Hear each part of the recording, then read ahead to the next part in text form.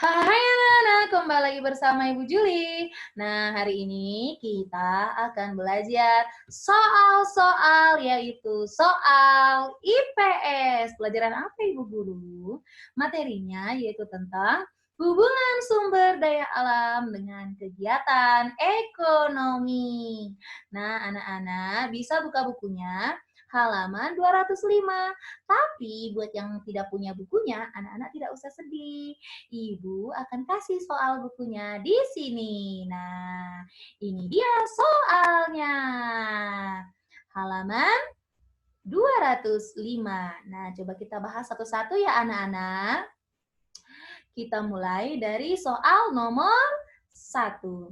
Keragaman kegiatan ekonomi dipengaruhi oleh A. Kebijakan pemerintah, B. Sumber daya alam, C. Harga tanah, atau D. Pendidikan. Nah, anak-anak perlu mengetahui bahwa kegiatan ekonomi itu sangat dipengaruhi dengan sumber daya alam. Kenapa sumber daya alam? Karena setiap daerah punya sumber daya alam yang berbeda-beda. Jadi, karena sumber daya alamnya berbeda-beda, maka kegiatan ekonominya juga berbeda-beda. Nah, itu dia anak-anak contohnya di daerah pantai ya. Contohnya di daerah pantai. Kalau di daerah pantai sumber daya alamnya itu biasanya apa kawan? Ada ya hewan-hewan laut, contohnya ikan-ikan laut, kerang, mutiara juga ada di laut ya, dari kerang mutiara.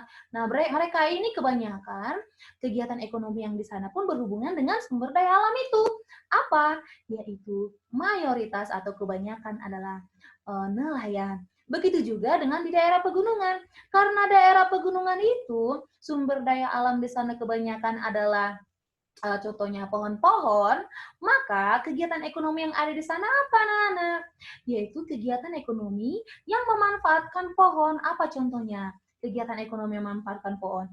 Kegiatan ekonomi yang memanfaatkan pohon, contohnya adalah pengrajin mebel. Kenapa pengrajin mebel? Karena pengrajin mebel ini memanfaatkan sumber daya alam, yaitu apa anak-anak? Kayu. Jadi kita lihat lagi soalmu ya anak-anak. Di nomor 1, katanya di sini nih. Keragaman kegiatan ekonomi dipengaruhi oleh, jadi apa jawabannya anak-anak?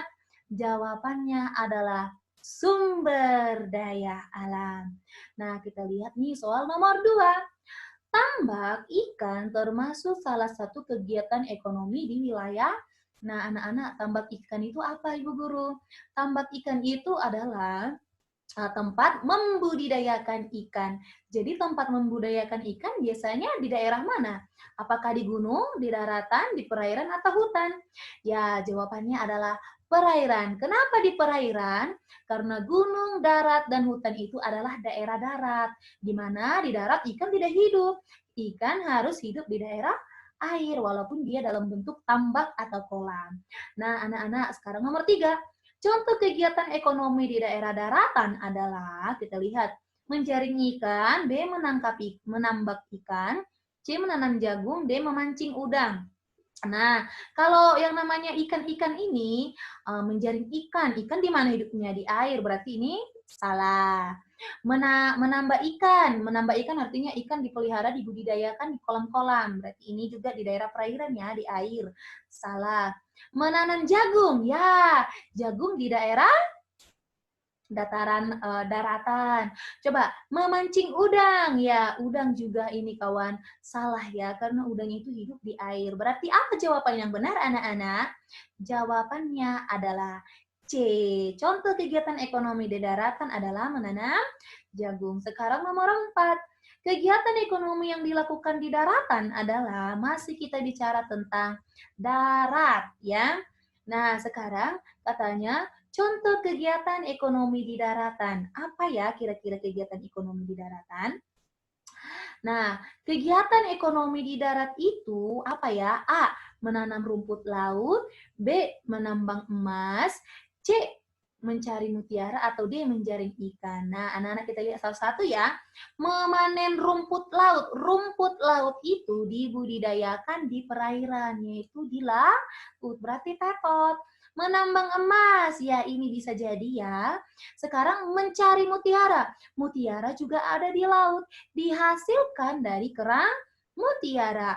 Menjaring ikan, ikan juga ada di laut, dihasilkan dari berada di daerah laut atau perairan. Berarti rumput laut, mutiara, dan ikan itu berada di perairan. Jadi apa yang ada di daratan adalah menambang emas. Berarti B jawabannya.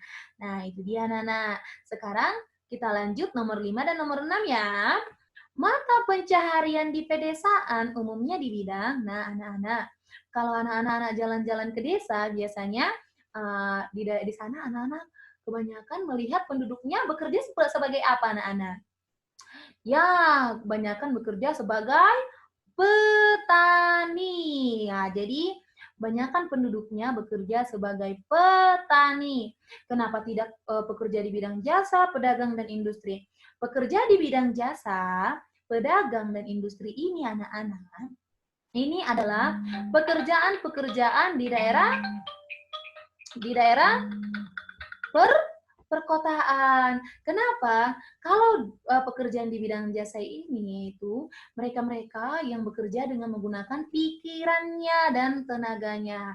Jadi contohnya seperti apa ini? Seorang guru, dokter, perawat, karyawan, apalagi contohnya anak-anak polisi, tentara. Ini adalah mereka-mereka yang bekerja sebagai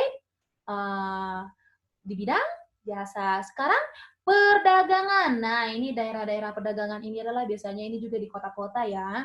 Di sini mereka melakukan kegiatan jual beli antara si penjual dan si pembeli. Sekarang yang D, perindustrian. Perindustrian ini adalah mereka-mereka yang bekerja dengan mengolah bahan baku menjadi bahan jadi. Contohnya mengolah tebu menjadi gula, seperti itu ya. Itulah yang disebut dengan perindustrian. Sekarang kita masuk ke soal nomor 6. Kegiatan ekonomi yang memanfaatkan pohon jati sebagai mata pencaharian adalah A. Pengrajin mebel, B. Peternak lebah, C. Petani, D. Nelayan. Kira-kira apa ya kegiatan ekonomi yang memanfaatkan pohon jati sebagai mata pencahariannya? Nah, Ibu bilang tadi kalau kegiatan ekonomi yang memanfaatkan pohon, biasanya itu adalah mereka yang bekerja sebagai pengrajin mebel. Apa itu anak-anak pengrajin mebel? Pengrajin mebel itu adalah pengrajin yang memanfaatkan kayu. Nah, anak-anak, pohon jati itu adalah sebuah jenis kayu. Namanya juga sudah ada kata pohon. Berarti dia ini adalah tanaman yang memanfaatkan kayu. Berarti apa jawaban yang paling tepat di sini? Adalah A. Sekarang kita lanjutnya anak-anak ke soal nomor 7. Nah, di soal nomor 7 mau katanya, mata pencarian yang terdapat di daerah pantai adalah, jadi orang yang tinggal di daerah pantai umumnya bermata pencarian sebagai apa? A. Penambang, B. Peternak, C. Petani, D. Nelayan. Nah, anak-anak Ibu kasih tahu ya, kalau penambang ini adalah biasanya mereka berada di daerah darat, bisa ini di dataran tinggi, di dataran rendah, juga bisa juga dia di daerah pegunungan. Jadi ini bukan di daerah pantai. Coba peternak, tergantung peternaknya ya anak ya. Kalau dia peternak hewan kecil, biasanya di daerah dataran rendah. Kalau peternak hewan besar, baru dia berada di daerah dataran tinggi. Apa contoh hewan kecil? Contoh hewan kecil itu adalah unggas, kambing, kelinci. Sedangkan hewan besar yang biasanya berada di daerah pegunungan atau daerah dataran tinggi, contohnya apa? Kerbau, apalagi kuda, sapi. Nah, ini berada di daerah dataran tinggi. Jadi kalau peternak ini bukan di daerah pantai, melainkan di mana anak-anak? Bisa di daerah dataran rendah ataupun daerah dataran tinggi. Petani. Ya, petani ini juga berada di daerah dataran rendah. Ini biasanya mereka yang menanam tanaman padi, disebut petani ya. Dan sekarang nelayan ya, mereka nelayan ini adalah bekerja di daerah pantai. Karena apa? Mereka tugasnya adalah menangkap ikan. Sedangkan anak-anak masih ingat apa itu pantai? Pantai itu adalah batas antara darat dan laut, berarti dekat dengan laut. Sekarang kita lanjutnya anak-anak ke soal nomor 8. Nih di bukumu soal nomor 8. Kita lanjut ya. Kira-kira gambar apa ini anak-anak? Ini adalah gambar petani teh. Nah, sekarang coba kita baca soalnya ya. Mata pencaharian di atas biasanya terdapat di daerah coba dataran rendah tadi A dataran rendah, B dataran tinggi, C sungai atau D pantai. Kalau tadi Ibu kasih tahu di dataran rendah biasanya mata pencariannya apa Nana? Petani. Petani apa? Padi berarti tetot. Ya. Kalau daerah dataran tinggi mata pencahariannya apa Bu Guru? Daerah di dataran tinggi mata pencahariannya adalah bekerja di bidang perkebunan, bisa kebun sayur, juga kebun buah-buahan, juga termasuk kebun teh. Jadi ini benar ya anak-anak ya. Kenapa Bu Guru kebun teh berada di daerah dataran tinggi? Karena tanaman teh ini hanya tumbuh di daerah suhu yang lembab. Jadi daerah dataran tinggi itu suhunya lembab anak-anak. Jadi cocok untuk tanaman teh. Berarti jawabannya adalah kalau di sungai biasanya dimanfaatkan sebagai apa anak-anak? Sungai ini biasanya dimanfaatkan ini adalah tempat budidaya ikan, biasanya ikan air tawar ya. Selain tempat budidaya ikan, contohnya sungai bisa dimanfaatkan untuk apa? Sungai juga bisa dimanfaatkan contohnya sebagai sarana transportasi. Contohnya sungai di daerah Kapuas, Kalimantan dimanfaatkan sebagai transportasi. Kemudian yang D, coba anak-anak perhatikan yang D, pantai. Daerah pantai ini biasanya mereka mata pencariannya apa? Tadi sudah kita kasih tahu. Mereka adalah kebanyakan bermata pencaharian petani. Jadi jawabannya adalah B. Sekarang masuk ke soal nomor 9 nih. Soal nomor 9. Hasil laut yang dimanfaatkan untuk dijadikan perhiasan adalah A. Ikan, B. Gurita, C. Garam, D. Mutiara. Nah, kawan-kawan kita bahas satu-satu ya. Kalau ikan kita sudah tahu, ikan kan. Kalau ikan kita sudah tahu, ini dimanfaatkan untuk memenuhi kebutuhan pokok kita, biasa dimakan. Kalau gurita, selain dimakan, tintanya juga dimanfaatkan sebagai pewarna alami. Garam kita pakai untuk apa garam anak-anak? Garam kita pakai untuk kebutuhan kita sehari-hari. Selain untuk kebutuhan sehari-hari, rupanya garam juga dimanfaatkan untuk mengawetkan makanan. Nah, dan yang terakhir D adalah mutiara. Ya, mutiara ini adalah alat-alat yang hasil laut yang dimanfaatkan sebagai perhiasan. Berarti jawabannya D. Contohnya hasil laut dijadikan dia kalung, dijadikan gelang, cincin, dan masih banyak lagi ya. Sekarang kita lanjut soal yang terakhir, yaitu soal nomor 10. Coba. Ban sepeda merupakan contoh pemanfaatan sumber daya alam hasil. Katanya ban sepeda. Nah, ban itu diperoleh dari sumber daya alam yaitu berupa pohon karet.